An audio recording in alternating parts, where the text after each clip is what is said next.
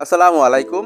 মালয়েশিয়ার বর্তমান অবস্থা কি রয়েছে, ভিসার কি অবস্থা রয়েছে এবং সাধারণ কমায় অনেক বাংলাদেশে আসতেছেন, এ নিয়ে আপডেট থাকবে এবং অনেকে আসতে যাচ্ছেন। মালয়েশিয়ার মানব সম্পদ মন্ত্রী স্টিভেন সিম বলেছেন বাংলাদেশ থেকে আর কর্মী নেওয়া হবে না বা বিদেশি কর্মী আর বর্তমানে নেওয়া হবে না, এ নিয়ে আপডেট থাকবে এবং আরও একটা জিনিস বলেছেন, ওইগুলা নিয়ে এই ভিডিওতে বিস্তারিত আলোচনা করা হবে। কবে মালয়েশিয়াতে বাংলাদেশি শ্রমিক যেতে পারবেন, এ নিয়ে কি বলেছেন মালয়েশিয়ার মানব সম্পদ মন্ত্রী স্টিভেন সিম।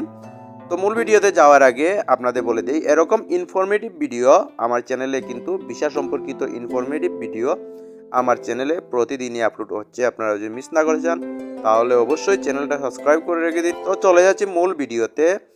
দেখেন, বাংলাদেশে যখনই ভিসাটা চালু হয়, মালয়েশিয়ার বিশেষ করে মালয়েশিয়ার ভিসাটা চালু হয়, তখনই যে হাইপটা উঠানো হয় এবং যে দামটা উঠানো হয় ভিসার, এটা কিন্তু কল্পনার বাইরে। বর্তমানে যদি আপনি যেতে চান সরকারিভাবে যদি আপনার কলিং ভিসাটা হয়ে যায়, এর যে খরচটা আসবে এটা হয়তো 1,70,000 থেকে 80,000 এরকম টাকা আপনার টিকিট সহ আসতে পারে। তো বিগত সময়ে যে টাকাটা নেওয়া হতো এটা হচ্ছে যে 5 লক্ষ থেকে 6 লক্ষ টাকা পর্যন্ত, 5.5 লক্ষ থেকে 6 লক্ষ টাকা পর্যন্ত। এর কারণেই বিশেষত মালয়েশিয়ার ভিসা বন্ধ করে দেওয়া হয়। আপনারা হয়তো অনেকে জেনে থাকতে পারেন, আবার অনেকে যারা জানেন না তারা জেনে অবাক হবেন। এই যে দুর্নীতিটা, এইটা কিন্তু সরকারের সায়ের কারণেই হয়ে আসতেছে। বিগত যে স্বৈরাচার শেখ হাসিনা ছিল, তার কিছু এমপি এবং এমপির মেয়ে দ্বারা 4জন লোককে এই দায়িত্ব দেওয়া হয়েছিল মালয়েশিয়ার ব্যাপারে, যে হাতে দুর্নীতি না হয়, কিন্তু তারা এই চক্র মিলে 5.5 লক্ষ টাকা উঠিয়ে নিয়েছে ভিসার দামটা। এর কারণেই বেশিরভাগ সময়ই মালয়েশিয়া থেকে ভিসা বন্ধ করা হয় এই দুর্নীতিগুলোর কারণে। এবং দুর্নীতি করতে পারে না এই ব্যবস্থা করার জন্য কিন্তু কয়েকটা এজেন্সিকে বাংলাদেশে দায়িত্ব দেওয়া হয়েছিল, আপনারা লোক প্রেরণ করবেন। তো বাংলাদেশ থেকে যে কর্মীগুলো প্রেরণ করা হয় মালয়েশিয়াতে, এর স্থান বাংলাদেশিদের যদি আপনি ধরেন, বাংলাদেশে রয়েছে 4র্থতম স্থানে। প্রথমে তো রয়েছে সৌদি আরব, তারপরেই 4র্থ স্থানে রয়েছে মালয়েশিয়া। আর মালয়েশিয়াতে যদি আপনি এটা হিসাব করেন তাহলে কিন্তু এটা দাঁড়িয়ে যায় প্রথম স্থানে। প্রথম স্থান অধিকার করে নিয়েছে বাংলাদেশিরা। সবচেয়ে বেশি কর্মী মালয়েশিয়াতে রয়েছে বাংলাদেশি সংখ্যা। এর কর্মী সংখ্যা যদি আপনি হিসাব করেন তাহলে 8,80,970 জন বাংলাদেশি কর্মী রয়েছে মালয়েশিয়াতে। বৈধ কর্মীর সংখ্যা যেটা, ওইটা। এটা কে বলেছে, কে অথরাইজ করেছে? মালয়েশিয়ার মানব সম্পদ মন্ত্রী স্টিভেন সিম। তিনি নিজে সংসদে দাঁড়িয়ে এ কথাটা বলেছেন।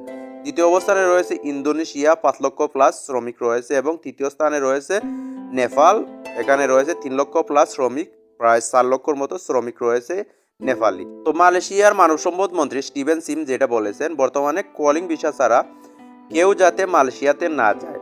বিগত দিনে আপনারা জানেন এত সব দুর্নীতির মধ্যেও কলিং ভিসাতে কত লোক গিয়েছে। এই দুর্নীতি সত্ত্বেও কিন্তু 4 লক্ষ প্লাস লোক গিয়েছে এই যে মালয়েশিয়াতে। আর বর্তমানে সাধারণ কমায় 1 লক্ষর উপরে বিদেশি শ্রমিক, বাংলাদেশি, নেপালি সহ অন্যান্য দেশি যারা আছে সব মিলিয়ে 1 লক্ষর উপরে সাধারণ নামমাত্র যে জরিমানাটা ওইটা দিয়ে দেশে আসতে পেরেছে সাধারণ কমার আন্ডারে।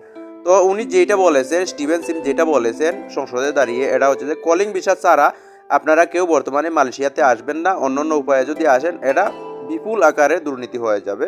বর্তমানে কলিং ভিসা আপাতত খোলার সম্ভাবনা নাই, তবে খুললে বাংলাদেশ থেকে লুক নেওয়া হবে। এটা কিন্তু মালয়েশিয়ার সংসদে দাঁড়িয়ে তিনি এনশিওর করে বলেছেন বাংলাদেশ থেকে লুক নেওয়া হবে। আপনারা জানেন কয়েকদিন আগে মালয়েশিয়ার প্রধানমন্ত্রী আনোয়ার ইব্রাহিম বাংলাদেশে এসেছিলেন ডক্টর ইউনূসের দাওয়াতে। ওইখানে কিন্তু আপনারা জানেন ওটা ফলাও করে প্রচার করা হয়েছে বাংলাদেশে, যে আনোয়ার ইব্রাহিমকে তিনি অনুরোধ করেছেন বাংলাদেশ থেকে কর্মী নেওয়ার জন্য।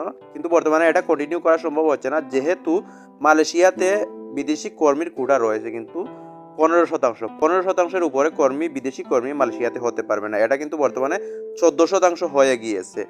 এর কারণে বিদেশি কর্মী নেওয়া সম্ভব হচ্ছে না। এটা যদি ভবিষ্যতে বাড়ানো হয় অথবা নেওয়া হয় বিদেশি কর্মী, বাংলাদেশি কর্মী নেওয়া হবে, এটা সংসদে দাঁড়িয়ে তিনি সবার সামনে এনশিওর করেছেন তাদের সংসদে। বর্তমান পরিস্থিতি নিয়ে যদি আমাকে বলেন, কি বলবো আমি, বর্তমান পরিস্থিতিতে অনেক এজেন্সি আছে ফেসবুকে অ্যাড দিচ্ছে, ইউটিউবে অ্যাড দিচ্ছে।